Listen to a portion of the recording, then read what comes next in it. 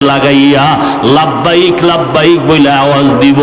মসজিদে গিয়া কতবার লাব্বাইক বললাম, কিন্তু সব লাব্বাইকের মূল জায়গা হলো আল্লাহর ঘর।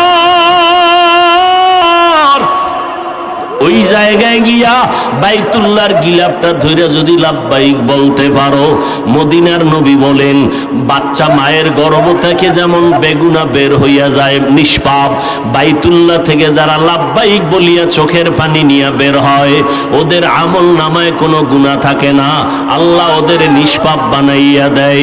আল্লাহর বান্দা নাতির হাত ধইরা মক্কায় হাজির, মরণের কাপড় পইরা, সাদা কাপড় পরছে, মাথায় টুপি নাই, জুতা নাই, মনে হয় যেন একটা লাশ,